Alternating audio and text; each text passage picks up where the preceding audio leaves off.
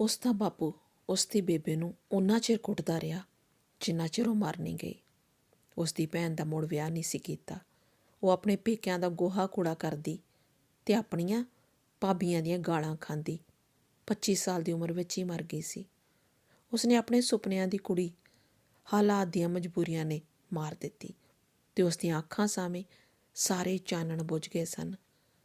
ਇਹਨਾਂ ਤਿੰਨਾਂ ਔਰਤਾਂ ਨੇ ਉਸ ਦੀ ਜ਼ਿੰਦਗੀ 'ਤੇ ਇੰਨਾ ਡੂੰਘਾ ਅਸਰ ਪਾਇਆ ਕਿ ਉਹ ਔਰਤ ਸੰਬੰਧੀ ਲੱਤ ਉੱਤੇ ਰੱਖਣ ਵਾਲੀ ਆਪਣੀ ਖਾਨਦਾਨੀ ਰੀਤ ਨੂੰ ਤਿਆਗ ਔਰਤ ਨੂੰ ਧਰਤੀ ਮਾਤਾ ਜਿੰਨੀ ਮਹਾਨ ਅਤੇ ਖੁਸ਼ਬੂ ਵਰਗੀ ਪਵਿੱਤਰ ਚੀਜ਼ ਸਮਝਣ ਲੱਗ ਪਿਆ। ਉਸ ਦੀ ਇਹ ਮਚਲਦੀ ਖਾਹਿਸ਼ ਸੀ ਕਿ ਉਸ ਦਾ ਪਹਿਲਾ ਬੱਚਾ ਲੜਕੀ ਹੋਵੇ। ਉਸ ਦੀ ਇਹ ਖਾਹਿਸ਼ ਵੀ ਪੂਰੀ ਹੋ ਗਈ ਜਦੋਂ ਚੁੰਨੀ ਦੇ ਲੜ ਨਾਲ ਅੱਖਾਂ ਪੂੰਝਦੀ ਉਸ ਦੀ ਸੱਸ ਨੇ ਜਨਮ ਕਮਰੇ ਦੀ ਦਹਿਲੀਜ਼ 'ਤੇ ਖਲੋ ਕੇ ਆਖਿਆ, ਕਾਕਾ ਲక్ష్ਮੀ ਆਈ ਏ। ਇਹ ਸੁਣਦਿਆਂ ਹੀ ਉਸ ਨੂੰ ਜਾਪਿਆ ਜਿਵੇਂ ਉਸ ਦੇ ਪਿਆਸੇ ਹੋਠਾਂ 'ਤੇ ਕਿਸੇ ਤਰੇਲ ਤੌਂਕ ਦਿੱਤੀ ਹੋਵੇ।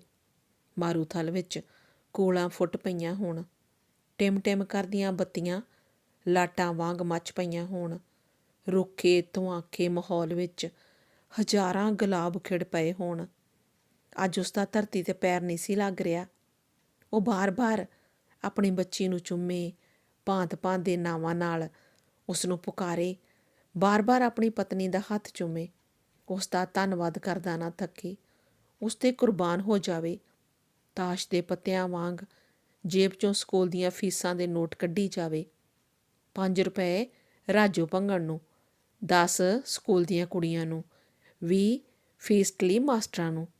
ਉਸ ਦੀ ਸੱਸ ਨੂੰ ਇਹ ਵੇਖ-ਵੇਖ ਭੌਣੀਆਂ ਆ ਰਹੀਆਂ ਸਨ ਅਤੇ ਆਪਣੇ ਪਾਗਲ ਜਵਾਈ 'ਤੇ ਖਿਝ ਚੜ੍ਹ ਰਹੀ ਸੀ, ਜਿਸ ਨੂੰ ਹਾਲੀ ਤੱਕ ਇੰਨੀ ਅਕਲ ਵੀ ਨਹੀਂ ਸੀ ਕਿ ਧੀਆਂ ਜੰਮੀਆਂ 'ਤੇ ਨੱਚ-ਨੱਚ ਰੁਪਈਏ ਨਹੀਂ ਵੰਡੀਦੇ, ਬਲਕਿ ਕਿਸੇ ਖੂੰਜੇ ਬਹਿ ਕੇ ਆਪਣੇ ਮਾੜੇ ਕਰਮਾਂ ਨੂੰ ਰੋਈਦਾ। ਉਸ ਦੀ ਪਤਨੀ ਤਾਂ ਬਹੁਤ ਖੁਸ਼ ਸੀ। ਉਹ ਬੱਚੀ ਦੇ ਆਉਣ ਪਿੱਛੋਂ ਆਪਣੇ ਪਤੀ ਵਿੱਚ ਇੱਕ ਵੱਡਾ ਪਰਿਵਰਤਨ ਵੇਖ ਰਹੀ ਸੀ। ਪਹਿਲਾਂ ਉਹ ਘੰਟਿਆਂ ਬੱਧੀ ਬਹੁਤ ਉਦਾਸ ਹੋ ਜਾਂਦਾ ਸੀ ਅਤੇ ਘੰਟਿਆਂ ਬੱਧੀ ਨਿੰਮੋ ਝੋਣਾ ਬੈਠਾ ਰਹਿੰਦਾ ਸੀ। ਭਾਵੇਂ ਉਸ ਆਲੇ ਦੁਆਲੇ ਹੁਣ ਵੀ ਉਹ ਤਲਖੀਆਂ ਸਨ, ਉਹ ਬੇਇਨਸਾਫੀਆਂ ਸਨ, ਉਹ ਕੋਝ ਖਿਲਰਿਆ ਪਿਆ ਸੀ। ਹੁਣ ਵੀ ਉਸ ਨੂੰ ਸਾਰੇ ਮਾਸਟਰਾਂ ਤੋਂ ਵੱਧ ਡਿਗਰੀਆਂ ਹੋਣ ਦੇ ਬਾਵਜੂਦ ਵੀ ਸਕੂਲ ਦਾ ਪ੍ਰਿੰਸੀਪਲ ਨਹੀਂ ਸੀ ਬਣਾਇਆ ਗਿਆ, ਕਿਉਂਕਿ ਉਹ ਸੈਕਟਰੀ ਅਤੇ ਮੈਨੇਜਰ ਨੂੰ ਸਲਾਮ ਨਹੀਂ ਸੀ ਮਾਰਨ ਜਾਂਦਾ। ਸਕੂਲ ਵਿੱਚ ਵੀ ਹੁਣ ਵੀ ਬਾਪੂ ਗਾਂਧੀ ਦਾ ਨਾਂ ਵਰਤ ਕੇ ਮੁੰਡਿਆਂ ਤੋਂ ਨਜਾਇਜ਼ ਉਗਰਾਹੀ ਕੀਤੀ ਜਾਂਦੀ ਸੀ। ਹੁਣ ਵੀ ਉਸ ਦੇ ਪਾਸਪੋਰਟ ਦੇ ਕਾਗਜ਼ ਨੋਟਾਂ ਦੀ ਸ਼ੋਅ ਬਿਨਾਂ ਮੇਜ਼ ਨਹੀਂ ਸੀ ਬਦਲਦੇ ਅਤੇ ਹੁਣ ਵੀ ਦੇਸ਼ ਦੇ ਰਹਿਬਰਾਂ ਦੀਆਂ ਤਕਦੀਰਾਂ ਰੇਡੀਓ ਤੋਂ ਨਸ਼ਰ ਹੁੰਦੀਆਂ ਕਿ ਸਾਡਾ ਦੇਸ਼ ਏਸ਼ੀਆ ਵਿੱਚ ਲੋਕ ਰਾਜ ਦਾ ਸਭ ਤੋਂ ਵੱਡਾ ਤਜਰਬਾ ਕਰ ਰਿਹਾ ਵਾ। ਪਰ ਹੁਣ ਉਹ ਪਹਿਲਾਂ ਜਿੰਨਾ ਉਦਾਸ ਨਹੀਂ ਸੀ ਰਹਿੰਦਾ। ਜਿਵੇਂ ਬੱਚੀ ਦੀ ਸ਼ੋਅ ਨਾਲ ਹੀ ਇਹਨਾਂ ਤਲਖੀਆਂ ਦੀ ਧੁੰਦ ਅਤੇ ਸ਼ਿੱਦਤ ਪੈ ਕੇ ਕੁਝ ਫਿੱਕੀ ਪੈ ਜਾਂਦੀ ਸੀ। ਕਦੀ ਉਸ ਨੂੰ ਪੰਘੂੜੇ ਵਿੱਚ ਪਾ ਕੇ ਝੂਟੇ ਦੇਣ ਲੱਗ ਪੈਂਦਾ ਅਤੇ ਗੀਤ ਗਾਉਂਦਾ, ਕਦੀ ਝੋਲੀ ਵਿੱਚ ਪਾ ਕੇ ਦੁੱਧ ਪਿਆਉਂਦਾ। ਸੌਣ ਤੋਂ ਪਹਿਲਾਂ ਉਸ ਨੂੰ ਬਾਰ-ਬਾਰ ਚੁੰਮਦਾ ਅਤੇ ਕੁੱਟ-ਕੁੱਟ ਕੇ ਆਪਣੇ ਨਾਲ ਲਾਉਂਦਾ। ਉਸ ਨੂੰ ਇਸ ਤਰ੍ਹਾਂ ਝੱਲ ਚੜ੍ਹਿਆ ਵੇਖ ਉਸ ਦੀ ਪਤਨੀ ਕਈ ਵਾਰ ਕਹਿੰਦੀ, ਇੰਨਾ ਮੋਹ ਨਾ ਪਾਓ, ਇੰਗਲੈਂਡ ਜਾ ਕੇ ਦੁਖੀ ਹੋਵੋਗੇ ਅਤੇ ਇੱਧਰ ਕੁੜੀ ਮੈਨੂੰ ਦੁਖੀ ਕਰੇਗੀ। ਉਸ ਦੀ ਪਤਨੀ ਠੀਕ ਹੀ ਕਹਿੰਦੀ ਸੀ। ਜਿਸ ਦਿਨ ਦਾ ਉਹ ਇੰਗਲੈਂਡ ਵਿੱਚ ਆਇਆ ਸੀ, ਉਸ ਦਾ ਬਿਲਕੁਲ ਦਿਲ ਨਹੀਂ ਸੀ ਲੱਗ ਰਿਹਾ। ਕਈ ਵਾਰ ਉਸ ਨੂੰ ਨੀਂਦ ਨਹੀਂ ਸੀ ਪੈਂਦੀ ਅਤੇ ਰਾਤ ਪਰਬਤ ਵਾਂਗ ਅੜ ਕੇ ਖਲੋ ਜਾਂਦੀ ਸੀ। ਬੱਸ ਵਿੱਚ ਜੇ ਕਦੇ ਉਹ ਸਾਲਕੂ ਦਾ ਬੱਚਾ ਵੇਖਦਾ ਤਾਂ ਉਸ ਵੱਲ ਵੇਖੀ ਜਾਂਦਾ, ਆਪਣੇ ਕਮਰੇ ਵਿੱਚ ਆ ਕੇ ਬੱਚੀ ਦੀ ਤਸਵੀਰ ਵੱਲ ਵੇਖਦਾ, ਚੁੰਮਦਾ ਰਹਿੰਦਾ। ਜਦੋਂ ਨੀਂਦ ਨਾ ਆਉਂਦੀ ਆਪਣੀ ਬੱਚੀ ਦੇ ਸੁਪਨੇ ਲੈਂਦਾ ਰਹਿੰਦਾ। ਉਸ ਦੀ ਪਤਨੀ ਨੇ ਠੀਕ ਹੀ ਆਖਿਆ ਸੀ ਕਿ ਉਹ ਇੰਗਲੈਂਡ ਵਿੱਚ ਆ ਕੇ ਆਪਣੀ ਬੱਚੀ ਬਿਨਾਂ ਬਹੁਤ ਦੁਖੀ ਹੋਇਆ ਸੀ। ਜਦੋਂ ਉਸ ਦੀ ਪਤਨੀ ਦੀ ਚਿੱਠੀ ਆਉਂਦੀ ਤਾਂ ਉਸ ਵਿੱਚ ਬਹੁਤ ਸਾਰੀਆਂ ਇਹੀ ਗੱਲਾਂ ਲਿਖੀਆਂ ਹੁੰਦੀਆਂ। ਬੱਚੀ ਤੁਹਾਡੀ ਫੋਟੋ ਵੇਖ ਉਸ ਨੂੰ ਫੜਨ ਜਾਂਦੀ ਆ। ਜਦੋਂ ਕੋਈ ਜਹਾਜ਼ ਲੰਘਦਾ ਉਸ ਨੂੰ ਫੜਨ ਲਈ ਕਾਹਲੀ ਪੈ ਜਾਂਦੀ। ਤੁਹਾਡੇ ਵਿਜੋਗ ਵਿੱਚ ਕਾਫੀ ਮਾੜੀ ਹੋ ਗਈ ਆ, ਸਾਨੂੰ ਛੇਤੀ ਸੱਦ ਲਵੋ। ਉਸ ਨੇ ਵੀ 6 ਮਹੀਨੇ ਨਾ ਪੈਣ ਦਿੱਤੇ ਕਿ ਉਹਨਾਂ ਨੂੰ ਸੱਦ ਲਿਆ। ਜਿਸ ਦਿਨ ਉਹਨਾਂ ਆਉਣਾ ਸੀ ਉਸ ਤੋਂ ਪਹਿਲੀ ਰਾਤ ਉਹ ਬਹੁਤ ਘੱਟ ਸੌਂ ਸਕਿਆ। ਕਦੀ ਉਹ ਆਪਣੀ ਬੱਚੀ ਦੀ ਸ਼ਕਲ ਕਲਪਨਾ ਰਾਹੀਂ ਸਾਕਾਰ ਕਰਦਾ, ਜਿਹੜੀ ਕਿ ਉਸ ਬਿਨਾਂ ਕੁਮਲਾ ਗਈ ਸੀ। ਕਦੀ ਆਪਣੀ ਪਤਨੀ ਦਾ ਚਿਹਰਾ ਕਲਪਦਾ, ਜਿਹੜਾ ਕਿ ਵਿਛੋੜੇ ਨਾਲ ਪੀਲਾ ਪਾ ਗਿਆ ਸੀ, ਜਿਸਨੇ ਪਤਾ ਹੀ ਨਹੀਂ ਸਾਵਣ ਦੀਆਂ ਝੜੀਆਂ ਕਿਵੇਂ ਬਿਤਾ ਲਈਆਂ ਸਨ। ਕਦੀ ਉਹ ਬੁਰਾ ਵੀ ਸੋਚਦਾ ਕਿ ਜੇ ਜਹਾਜ਼ ਨੂੰ ਕੁਝ ਹੋ ਗਿਆ, ਫਿਰ ਆਪ ਹੀ ਆਪਣੇ ਆਪ ਨੂੰ ਲਾਹਣਤਾਂ ਪਾ ਕੇ ਇਸ ਸੋਚ ਨੂੰ ਮਿਲਣ ਘੜੀ ਵਿੱਚ ਬਦਲਦਾ। ਘੜੀ ਜਦੋਂ ਆਪਣੀ ਬੱਚੀ ਨੂੰ ਘੁੱਟ ਲਵੇਗਾ, ਚੁੰਮ ਲਵੇਗਾ। ਪਰ ਜੇ ਉਸਨੇ ਮੈਨੂੰ ਪਛਾਣਿਆ ਨਾ, ਪਰ ਇਹ ਕਿਵੇਂ ਹੋ ਸਕਦਾ? ਦਿਲਾਂ ਨੂੰ ਦਿਲਾਂ ਦੀ ਰਾਹ ਹੁੰਦੀ ਆ, ਬਿਲਕੁਲ ਦਿਲਾਂ ਨੂੰ ਦਿਲਾਂ ਵਿੱਚ ਰਾਹ ਹੁੰਦੀ ਆ। ਉਸ ਦੀ ਬੱਚੀ ਬਾਹਾਂ ਉਲਾਰ ਕੇ ਉਸ ਦੇ ਗਲ ਚੰਬੜ ਗਈ ਸੀ। ਬਸ ਉਹ ਤਾਂ ਜਿਵੇਂ ਪਾਗਲ ਹੋ ਗਿਆ। ਬੱਚੀ ਨੂੰ ਚੁੰਮ ਨਾ ਥੱਕੇ, ਗਲ ਨਾਲ ਲਾ ਨਾ ਥੱਕੇ। ਇਸ ਨਾਟਕ ਦਾ ਕੋਈ ਅੰਤ ਨਾ ਹੁੰਦਾ ਵੇਖ ਕੇ ਉਸ ਦੀ ਪਤਨੀ ਨੇ ਕਿਹਾ, ਮੈਂ ਕਿਹਾ ਸੀ। ਉਸ ਦੀਆਂ ਹਰਕਤਾਂ ਇੱਕਦਮ ਰੁਕੀਆਂ ਤੇ ਉਸਨੇ ਆਪਣੀ ਪਤਨੀ ਦੀਆਂ ਪਿਆਸੀਆਂ ਅੱਖਾਂ ਵਿੱਚ ਵੇਖਿਆ, ਜਿਵੇਂ ਕਹਿ ਰਹੀ ਹੋਵੇ, ਹਮ ਵੀ ਤਾਂ ਪੜੇ ਹੈ ਰਾਹੋਂ ਮੇਂ। ਉਸਨੇ ਉਹ ਸੌਰੀ ਕਿਹਾ ਤੇ ਘਰ ਆ ਗਏ। ਮਾਲਕ ਮਕਾਨ ਤਾਂ ਬਿਲਕੁਲ ਉਸਦਾ ਆਪਣਾ ਆਦਮੀ ਸੀ। ਭਾਰਤ ਵਿੱਚ ਉਹ ਇੱਕੋ ਪਾਰਟੀ ਵਿੱਚ ਕੰਮ ਕਰਦੇ ਸਨ। ਮਾਲਕ ਮਕਾਨ ਦੀ ਪਤਨੀ ਤਾਂ ਜਿਵੇਂ ਉਸਦੀ ਸਕੀ ਭੈਣ ਹੋਵੇ, ਕਿਉਂਕਿ ਉਹ ਉਸਦੇ ਪਰਮ ਮਿੱਤਰ ਦੀ ਭੈਣ ਸੀ। ਉਸਨੇ ਬੜਾ ਆਦਰ ਕੀਤਾ। 2 ਦਿਨ ਉਸਦੀ ਪਤਨੀ ਨੂੰ ਰੋਟੀ ਨਾ ਪਕਾਉਣ ਦਿੱਤੀ। ਮਾਲਕ ਮਕਾਨ ਦੀ ਪਤਨੀ ਤਾਂ ਵਾਰੀ ਜਾਏ ਆਖੇ, ਭਰਜਾਈ ਤੇ ਭਤੀਜੀ ਤਾਂ ਨਿਰਾ ਲక్ష్ਮੀ ਦਾ ਰੂਪ ਨੇ। ਹਾਲੀ ਆਈਆਂ ਨੂੰ 10 ਦਿਨ ਨਹੀਂ ਹੋਏ ਕਿ ਇਹਨਾਂ ਨੂੰ 30 ਪੌਂਡ ਤੱਕ ਪੱਕੀਆਂ ਨਾਈਟਾਂ 'ਤੇ ਕੰਮ ਮਿਲ ਗਿਆ। ਉਹ ਬਹੁਤ ਖੁਸ਼ ਸੀ। ਸਵੇਰ ਤੋਂ ਸ਼ਾਮ ਤੱਕ ਫੈਕਟਰੀ ਵਿੱਚ ਸਖਤ ਮਿਹਨਤ ਕਰਕੇ ਜਦੋਂ ਉਹ ਘਰ ਮੁੜਦਾ ਤਾਂ ਆਪਣੀ ਬੱਚੀ ਨੂੰ ਚੁੰਮ ਕੇ ਗਲ ਨਾਲ ਲਾ ਕੇ ਸਾਰੀ ਥਕਾਵਟ ਭੁੱਲ ਜਾਂਦਾ। ਰੋਟੀ ਖਾਂਦਿਆਂ ਨਿੱਕੀਆਂ ਬੁਰਕੀਆਂ ਉਸ ਦੇ ਮੂੰਹ ਵਿੱਚ ਪਾਉਣਾ ਉਸ ਨੂੰ ਕਿੰਨਾ ਚੰਗਾ ਲੱਗਦਾ। ਪਰ ਕੁਝ ਚਿਰ ਪਿੱਛੋਂ ਉਸ ਦੀ ਪਤਨੀ ਵਿੱਚ ਇੱਕ ਸੰਕੋਚ, ਇੱਕ ਤਬਦੀਲੀ ਆਉਣੀ ਸ਼ੁਰੂ ਹੋ ਗਈ। ਉਸ ਦਾ ਸਲੂਕ ਬੱਚੀ ਨਾਲ ਕੁਝ ਰੁੱਖਾ ਹੁੰਦਾ ਜਾ ਰਿਹਾ ਸੀ। ਜਦੋਂ ਉਹ ਹੱਸੇ ਤਾਂ ਉਹ ਹੱਸਣ ਤੋਂ ਵਰਜੇ। ਜਦੋਂ ਰੋਵੇ, ਛੇਤੀ ਨਾਲ ਕੋਈ ਖਿਡੌਣਾ ਜਾਂ ਖਾਣ ਵਾਲੀ ਚੀਜ਼ ਦੇ ਉਸ ਨੂੰ ਰੋਣ ਤੋਂ ਵਰਜੇ। ਜੇ ਉਹ ਬੂਹੇ ਤੋਂ ਬਾਹਰ ਜਾਵੇ ਤਾਂ ਝੱਟ ਅੰਦਰ ਧੋ ਲਿਆਵੇ। ਉਸ ਨੂੰ ਆਪਣੀ ਪਤਨੀ ਵਿੱਚ ਆਈ ਇਹ ਤਬਦੀਲੀ ਬੜੀ ਨਾਪਸੰਦ ਸੀ ਤੇ ਉਹ ਚਾਹੁੰਦਾ ਸੀ ਕਿ ਉਹ ਇੰਜ ਨਾ ਕਰੇ, ਪਰ ਹਾਲਾਤ ਤਾਂ ਹੋਰ ਹੀ ਵਿਗੜਦੇ ਜਾ ਰਹੇ ਸਨ। ਫਿਰ ਇੱਕ ਦਿਨ ਉਹ ਵੀ ਆ ਗਿਆ ਜਦੋਂ ਉਸ ਦੀ ਪਤਨੀ ਨੇ ਬੱਚੀ ਨੂੰ ਬੂਹਾ ਖੜਕਾਉਂਦਿਆਂ ਵੇਖ ਉਸ ਦੇ ਵੱਟ ਕੇ ਚਪੇੜ ਮਾਰੀ ਤੇ ਉਹ ਬੁੱਲੀਆਂ ਡਸਕਾਉਂਦੀ ਆਪਣੇ ਡੈਡੀ ਦੇ ਗਲ ਨਾਲ ਚਿੰਬੜ ਗਈ। ਉਸ ਦਾ ਜੀਅ ਕੀਤਾ ਕਿ ਇਹੋ ਜਿਹੀ ਚਪੇੜ ਆਪਣੀ ਪਤਨੀ ਦੇ ਮਾਰੇ, ਪਰ ਉਸ ਨੂੰ ਅਮਲ ਵਿੱਚ ਲਿਆਉਣ ਤੋਂ ਪਹਿਲਾਂ ਹੀ ਉਸਨੇ ਵੇਖਿਆ ਕਿ ਉਸ ਦੀ ਪਤਨੀ ਦੀਆਂ ਅੱਖਾਂ ਆਬਸ਼ਾਰਾਂ ਵਾਂਗ ਵਹਿ ਰਹੀਆਂ ਸਨ। ਆਪਣੀ ਮੰਮੀ ਨੂੰ ਇੰਝ ਰੋਂਦਿਆਂ ਵੇਖ ਕੇ ਬੱਚੀ ਚੁੱਪ ਕਰ ਗਈ। ਉਸ ਦੇ ਗਲ ਦੁਆਲੇ ਬਾਂਹ ਪਾ ਕੇ ਉਸ ਦਾ ਕਾਰਨ ਪੁੱਛਿਆ ਤਾਂ ਉਸ ਦੇ ਬਾਰ-ਬਾਰ ਪੁੱਛਣ 'ਤੇ ਉਸ ਦੀ ਪਤਨੀ ਨੇ ਦੱਸਿਆ, ਮਾਲਕ ਮਕਾਨਣੀ ਕਹਿੰਦੀ ਸੀ ਕਿ ਤੁਹਾਡੀ ਕੁੜੀ ਬਹੁਤ ਉੱਚੀ ਹੱਸਦੀ ਏ, ਬਹੁਤ ਉੱਚੀ ਰੋਂਦੀ ਏ, ਡੋਰਾਂ ਖੜਕਾਉਂਦੀ ਏ, ਇਹਨਾਂ ਦੀ ਨੀਂਦ ਖਰਾਬ ਹੁੰਦੀ ਆ, ਮੋਠਾਂ ਦੀ ਦਾਲ ਨਾਲ ਗੈਸ ਬਹੁਤ ਜਲਦੀ ਏ। ਪਤਨੀ ਦੀਆਂ ਗੱਲਾਂ ਹਥੌੜੇ ਵਾਂਗ ਉਸ ਦੇ ਦਿਮਾਗ 'ਤੇ ਲੱਗੀਆਂ। ਉਸ ਦੇ ਤਨ ਬਦਨ ਨੂੰ ਜਿਵੇਂ ਅੱਗ ਲੱਗ ਗਈ।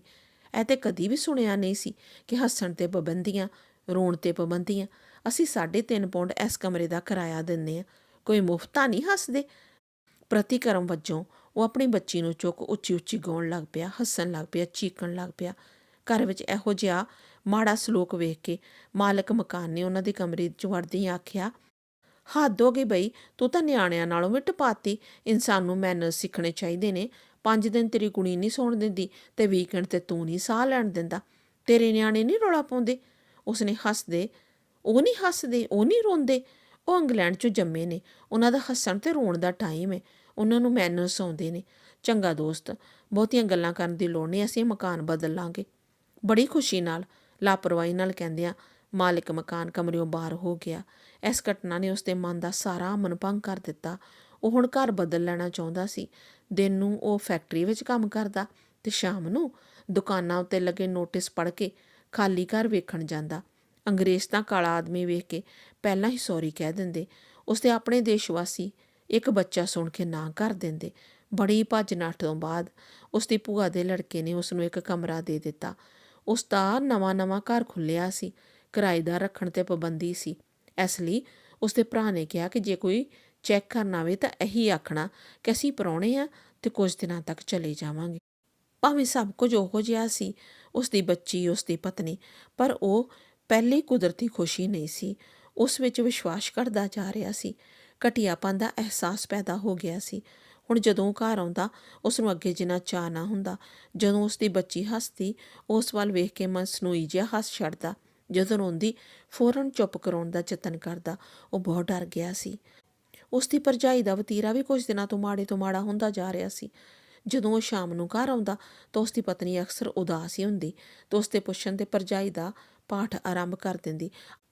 ਅੱਜ ਭਰਜਾਈ ਕਹਿੰਦੀ ਸੀ ਤੇਰੀ ਕੁੜੀ ਨਹਾਉਣ ਲੱਗੀ ਬਾਥ 'ਚੋਂ ਟੱਪਦੀ ਏ ਤੇ ਬਾਹਰ ਛਿੱਟੇ ਪੈ ਕੇ ਲਾਈਨੋਂ ਖਰਾਬ ਹੋ ਜਾਂਦੀ। ਰਾਤ ਤੇਰੀ ਕੁੜੀ ਅੱਧੀ ਰਾਤੋਂ ਰੋਂਦੀ ਪਈ ਸੀ। ਇਹਨਾਂ ਦੀ ਅੱਖ ਖੁੱਲ੍ਹ ਗਈ, ਇਹਨਾਂ ਨੇ ਬੜਾ ਮਾਇੰਡ ਕੀਤਾ। ਜੇ ਗੁਆਂਢੀ ਗੋਰੇ ਰਿਪੋਰਟ ਕਰ ਦਿੰਦੇ ਤਾਂ ਪੁਲਿਸ ਵੀ ਫੜ ਕੇ ਲੈ ਜਾਂਦੀ। ਭਰਜਾਈ ਅੱਜ ਕਹਿੰਦੀ ਸੀ। ਉਸ ਦੀ ਅਜੀਬ ਹਾਲਤ ਸੀ। ਫੈਕਟਰੀ ਵਿੱਚੋਂ ਛੁੱਟੀ ਹੁੰਦਿਆਂ ਜਿਵੇਂ ਉਸ ਦੇ ਪੈਰ ਜੰਮ ਜਾਂਦੇ। ਉਸ ਦੇ ਦਿਲ ਦੀ ਧੜਕਣ ਤੇਜ਼ ਹੋ ਜਾਂਦੀ ਤੇ ਉਸ ਦੇ ਦਿਮਾਗ ਉੱਤੇ ਭਰਜਾਈ ਦੇ ਕਹੇ ਸ਼ਬਦ ਵਦਾਣਾ ਵਾਂਗ ਵੱਜਣ ਲੱਗ ਪੈਂਦੇ। ਉਸ ਦੇ ਮਨ ਵਿੱਚ ਹਰ ਸਮੇਂ ਇੱਕ ਕੋਲ ਜਿਹਾ ਰਹਿੰਦਾ। ਉਹ ਅਜਿਹੀਆਂ ਗੱਲਾਂ ਵੀ ਸੋਚਦਾ ਰਹਿੰਦਾ ਜਿਹੜੀਆਂ ਹਾਲੇ ਵਾਪਰੀਆਂ ਵੀ ਨਹੀਂ ਸਨ। ਜੇ ਮੇਰੀ ਬੱਚੀ ਬਿਮਾਰ ਹੋ ਜਾਏ ਤਾਂ ਉਹ ਸਾਰੀ ਰਾਤ ਰੋਂਦੀ ਰਹੇ ਤਾਂ ਐਸਾ ਨੂੰ ਅਗਲੇ ਦਿਨ ਹੀ ਘਰੋਂ ਕੱਢ ਦੇਣ। ਜੇ ਧੁੱਪ ਨਿਕਲਣ ਤੇ ਮੇਰੀ ਬੱਚੀ ਗਾਰਡਨ ਵਿੱਚ ਖੇਡਣ ਲੱਗ ਜਾਏ ਤੇ ਹੱਸਣ ਲੱਗ ਪਏ ਤਾਂ ਭਰਜਾਈ ਨੇ ਆਖਣਾ ਇਸ ਨੂੰ ਕਮਰੇ ਵਿੱਚ ਬੰਦ ਕਰ ਲਓ। ਗੁਆਂਢੀ ਗੋਰੇ ਨੇ ਰਿਪੋਰਟ ਕਰਕੇ ਪੁਲਿਸ ਬੁਲਾ ਲੈਣੀ। ਜੇ ਭਰਜਾਈ ਅੱਜ ਕਹਿੰਦੀ ਸੀ। ਉਸ ਦੀ ਅਜੀਬ ਹਾਲਤ ਸੀ। ਉਹ ਹਰ ਸਮੇਂ ਖੋਇਆ ਅੱਕਿਆ ਮੱਚਿਆ ਰਹਿਣ ਲੱਗ ਪਿਆ। ਘਰ ਵਿੱਚ ਖੁਸ਼ੀਆਂ ਉੱਡ ਗਈਆਂ ਤੇ ਤਲਖੀਆਂ ਵੱਧ ਗਈਆਂ। ਪਹਿਲਾਂ ਚੁੱਪ ਰਹਿਣ ਲੱਗ ਪਿਆ, ਫਿਰ ਉਹ ਆਪਣੀ ਪਤਨੀ ਨਾਲ ਕੌੜਾ ਬੋਲਣ ਲੱਗ ਪਿਆ, ਫਿਰ ਆਪਣੀ ਬੱਚੀ ਨੂੰ ਗਾਲਾਂ ਕੱਢਣ ਲੱਗ ਪਿਆ, ਫਿਰ ਉਸ ਨੂੰ ਮਾਰਨ ਲੱਗ ਪਿਆ, ਰੋਜ਼ ਮਾਰਨ ਲੱਗ ਪਿਆ ਤੇ ਬੱਚੀ ਦੀਆਂ ਗੱਲਾਂ 'ਤੇ ਉਂਗਲ ਦਾ ਨਿਸ਼ਾਨ ਐਉਂ ਲੱਗਦੇ ਜਿਵੇਂ ਜਮਾਂਦਰੂ ਹੋਣ। ਪਰ ਕੁੜੀ ਇੰਨੀ ਢੀਠ ਸੀ ਕਿ ਚਪੇੜਾਂ 'ਤੇ ਚਪੇੜਾਂ ਖਾ ਕੇ ਵੀ ਰੋਂਦੀ ਰਹਿੰਦੀ, ਸਗੋਂ ਹੋਰ ਉੱਚੀ ਰੋਂਦੀ। ਉਸ ਦੀ ਅਜੀਬ ਹਾਲਤ ਸੀ। ਕੰਮ ਕਰਦਿਆਂ ਉਹ ਆਪਣੇ ਆਪ ਨੂੰ ਲਾਹਨਤਾਂ ਪਾਉਂਦਾ ਰਹਿੰਦਾ, ਪਛਤਾਉਂਦਾ ਰਹਿੰਦਾ, ਪਰ ਘਰ ਆ ਕੇ ਉਸ ਦਾ ਉਹੀ ਵਤੀਰਾ ਹੁੰਦਾ। ਕੰਮ ਕਰਦਿਆਂ ਕਈ ਵਾਰ ਉਹ ਇੰਝ ਵੀ ਸੋਚਦਾ ਕਿ ਇਹ ਕੁੜੀ ਜੇ ਕਿਸੇ ਤਰ੍ਹਾਂ ਮਰ ਜਾਏ ਤਾਂ ਸਾਰੀਆਂ ਮੁਸੀਬਤਾਂ ਕੱਟੀਆਂ ਜਾਣ। ਪਰ ਦੂਜੇ ਹੀ ਪਲ ਉਹ ਆਪਣੇ ਆਪ ਨੂੰ ਲਾਹਨਤਾਂ ਪਾਉਂਦਾ। ਉਸ ਨੂੰ ਆਪਣੇ ਆਪ ਤੋਂ ਬਦਬੂ ਆਉਣ ਲੱਗਦੀ। ਕੁਝ ਦਿਨ ਤੋਂ ਬੱਚੀ ਨੂੰ ਚੁੱਪ ਕਰਾਉਣ ਲਈ ਉਸਨੇ ਇੱਕ ਨਵਾਂ ਤਰੀਕਾ ਆਜ਼ਾਦ ਕਰ ਲਿਆ ਸੀ ਜਿਹੜਾ ਕਾਫੀ ਹੱਦ ਤੱਕ ਕਾਮਯਾਬ ਸੀ। ਜਦੋਂ ਉਸ ਦੀ ਬੱਚੀ ਰੋਂਦੀ ਤਾਂ ਉਹ ਦਬਕਾ ਮਾਰਦਾ ਚੁੱਪ। ਜੇ ਉਹ ਹੋਰ ਉੱਚੀ ਰੋਣ ਲੱਗ ਪੈਂਦੀ ਤਾਂ ਉਸ ਦੇ ਮੂੰਹ 'ਤੇ ਹੱਥ ਰੱਖ ਕੇ ਉਸ ਦੀ ਚੀਕ ਅੰਦਰ ਹੀ ਨੱਪ ਦਿੰਦਾ। ਬੱਚੀ ਦੀਆਂ ਅੱਖਾਂ ਲਾਲ ਹੋ ਜਾਂਦੀਆਂ ਤੇ ਗਲ ਦੀਆਂ ਨਾੜੀਆਂ ਖੜੀਆਂ ਹੋ ਜਾਂਦੀਆਂ, ਸਾਹ ਰੁਕ ਜਾਂਦਾ। ਕੁਝ ਦਿਨਾਂ ਦੇ ਤਜਰਬੇ ਨੇ ਆਪਣਾ ਹੀ ਰੰਗ ਵਿਖਾਇਆ ਤੇ ਬੱਚੀ ਉੱਕਾ ਹੀ ਹੱਸਣੋਂ ਬੋਲਣੋਂ ਹਟ ਗਈ ਜਿਵੇਂ ਇੱਕ ਪੱਥਰ ਹੋਵੇ। ਇਸ ਹਾਲਾਤ ਨੇ ਉਸ ਨੂੰ ਤੇ ਉਸ ਦੀ ਪਤਨੀ ਨੂੰ ਹੋਰ ਦੁਖੀ ਕਰ ਦਿੱਤਾ। ਉਸ ਦੀ ਪਤਨੀ ਦਿਲ ਘਟਣ ਦੀ ਸ਼ਿਕਾਇਤ ਕਰਨ ਲੱਗ ਪਈ। ਉਹ ਅੱਠੇ ਪੈਰ ਆਪਣੇ ਆਪ ਨੂੰ ਕੋਸਦਾ ਰਹਿੰਦਾ। ਉਸ ਦੀ ਪਤਨੀ ਭਾਵੇਂ ਆਪ ਬੜੀ ਔਖੀ ਸੀ ਪਰ ਉਸ ਨੂੰ ਆਪਣੇ ਪਤੀ ਦਾ ਬਹੁਤ ਫਿਕਰ ਰਹਿੰਦਾ, ਜਿਵੇਂ ਕਿ ਹਿੰਦੁਸਤਾਨੀ ਔਰਤਾਂ ਨੂੰ ਹੁੰਦਾ। ਉਹ ਹਰ ਸਮੇਂ ਕੋਈ ਰਾਹ ਲੱਭਦੀ ਰਹਿੰਦੀ। ਇੱਕ ਸ਼ਾਮ ਰੋਟੀ ਖਾਣ ਤੋਂ ਬਾਅਦ ਉਸ ਦੀ ਪਤਨੀ ਨੇ ਗੱਲ ਤੋਰੀ, ਜੇ ਆਪਾਂ ਗੁੱਡੀ ਨੂੰ ਇੰਡੀਆ ਤੋਰ ਦਈਏ ਤਾਂ ਇਹ ਆਰਾਮ ਨਾਲ ਆਪਣੇ ਮਾਂ-ਬਾਪ ਕੋਲ ਰਹੇਗੀ। ਉਹ ਅੰਤਾਂ ਦਾ ਚਾਅ ਕਰਦੇ ਨੇ। ਪਤਨੀ ਦੀ ਗੱਲ ਸੁਣ ਕੇ ਉਸਨੇ ਆਪਣੇ ਆਪ ਨੂੰ ਇਉਂ ਸਾਵਧਾਨ ਕੀਤਾ ਜਿਵੇਂ ਪੱਥਰ ਵਿੱਚ ਜਾਨ ਪੈ ਗਈ ਹੋਵੇ। ਉਸਨੇ ਆਪਣੀ ਪਤਨੀ ਦਾ ਹੱਥ ਫੜ ਕੇ ਬੁੱਲ੍ਹਾਂ ਨਾਲ ਲਾ ਲਏ। ਦੋਵੇਂ ਉੱਠ ਕੇ ਸੁੱਤੀ ਪਈ ਬੱਚੀ ਨੂੰ ਤੱਕਣ ਲੱਗੇ। ਬੱਚੀ ਜਿਵੇਂ ਕੋਟ ਵਿੱਚ ਇੱਕ ਪੱਥਰ ਪਿਆ ਹੋਵੇ। ਉਹਨਾਂ ਇੱਕ ਬੰਦਾ ਵੀ ਲੱਭ ਲਿਆ ਜਿਸ ਨੇ ਅਗਲੇ ਮਹੀਨੇ ਇੰਡੀਆ ਜਾਣਾ ਸੀ। ਉਸ ਦੀ ਬੱਚੀ ਦੇ ਇੰਡੀਆ ਜਾਣ ਦਾ ਦਿਨ ਨੇੜੇ ਆ ਰਿਹਾ ਸੀ ਤੇ ਉਸ ਦਾ ਸਲੂਕ ਹੁਣ ਬਦਲ ਰਿਹਾ ਸੀ। ਉਹ ਬੱਚੀ ਨੂੰ ਚੁੱਕਣ ਦੀ ਕੋਸ਼ਿਸ਼ ਕਰਦਾ ਪਰ ਉਹ ਇੱਕ ਪੱਥਰ ਵਾਂਗ ਕੰਧ ਵੱਲ ਵੇਖਦੀ ਰਹਿੰਦੀ। ਉਹ ਆਪਣੇ ਆਪ ਨੂੰ ਹੋਰ ਲਾਹਨਤਾਂ ਪਾਉਂਦਾ। ਜਿਸ ਦਿਨ ਉਸ ਦੀ ਬੱਚੀ ਨੇ ਜਾਣਾ ਸੀ ਉਸ ਤੋਂ ਪਹਿਲੀ ਰਾਤ ਉਹ ਬਿਲਕੁਲ ਸੌਂ ਨਾ ਸਕਿਆ। ਉਸ ਨੂੰ ਜਾਪ ਰਿਹਾ ਸੀ ਜਿਵੇਂ ਉਹ ਬਹੁਤ ਵੱਡਾ ਪਾਪੀ ਹੋਵੇ ਤੇ ਉਸ ਦੇ ਸਾਰੇ ਪਾਪ ਉਸ ਦੇ ਜਿਗਰ ਵਿੱਚ ਸੰਗੀਨਾ ਮਾਰ ਰਹੇ ਹੋਣ। ਉਸ ਦੀਆਂ ਅੱਖਾਂ ਆਬਸ਼ਾਰਾਂ ਵਾਂਗ ਵਹਿ ਰਹੀਆਂ ਸਨ। ਦਿਨ ਚੜ੍ਹਿਆ, ਤਿਆਰ ਹੋਏ ਤੇ ਉੱਠ ਪਏ ਪਰ ਬੱਚੀ ਸੀ ਕਿਉਂਕਿ ਚੁੱਪ ਪੱਥਰ ਦੀ ਪੱਥਰ। ਏਅਰਪੋਰਟ 'ਤੇ ਜਦੋਂ ਏਅਰ ਇੰਡੀਆ ਦੀਆਂ ਸਵਾਰੀਆਂ ਨੂੰ ਆਵਾਜ਼ ਪਈ ਉਸ ਦੀ ਪਤਨੀ ਨੇ ਬੱਚੀ ਨੂੰ ਲੈ ਜਾਣ ਵਾਲੇ ਸੱਜਣ ਨੂੰ ਫੜਾ ਦਿੱਤੀ। ਜਾਣ ਤੋਂ ਪਹਿਲਾਂ ਉਸਨੇ ਆਪਣੀ ਬੱਚੀ ਨੂੰ ਫੜਨਾ ਚਾਹਿਆ ਕਿਉਂਕਿ ਜਦੋਂ ਦੀ ਉਹ ਪੱਥਰ ਬਣੀ ਸੀ ਉਸਨੇ ਉਸ ਵੱਲ ਮੂੰਹ ਤੱਕ ਨਹੀਂ ਸੀ ਕੀਤਾ। ਵਿਦਾਇਗੀ ਸਮੇਂ ਵੀ ਉਹ ਉਸ ਕੋਲ ਨਾ ਆਈ। ਜਦੋਂ ਜਾਣ ਵਾਲਾ ਸੱਜਣ ਉਸ ਨੂੰ ਮੋਢੇ ਲੈ ਕੇ ਤੁਰਿਆ ਤਾਂ 4 ਕੁ ਕਦਮ ਜਾ ਕੇ ਬੱਚੀ ਉੱਚੀ ਚੀਕਾਂ ਮਾਰਨ ਲੱਗ ਪਈ। ਉਹ ਆਪਣੀ ਬੱਚੀ ਨੂੰ ਆਖਰੀ ਵਾਰ ਗੱਲ ਲਾਉਣ ਲਈ ਉਸ ਵੱਲ ਭੱਜਿਆ। ਹਾਲੀਓ ਉਸਨੇ ਆਪਣੀਆਂ ਬਾਹਾਂ ਵਧਾਈਆਂ ਹੀ ਸਨ ਕਿ ਉਸ ਦੀ ਬੱਚੀ ਨੇ ਬਿਜਲੀ ਦੀ ਤੇਜ਼ੀ ਨਾਲ ਆਪਣਾ ਹੱਥ ਮੂੰਹ ਉੱਤੇ ਰੱਖ ਲਿਆ ਤੇ ਜਾਣ ਵਾਲੇ ਅਜਨਬੀ ਦੇ ਗਲ ਨਾਲ ਚੰਬੜ ਗਈ। ਲਿਖਤ ਰਘਬੀਰ ਟੰਡ, ਆਵਾਜ਼ ਜੱਸੀ ਸੰਧੂ। ਫਿਰ ਮਿਲਦੇ ਹਾਂ ਬਹੁਤ ਪਿਆਰੀ ਕਹਾਣੀ ਦੇ ਨਾਲ। ਤਦ ਤੱਕ ਲਈ ਰੱਬ ਰਾਖਾ।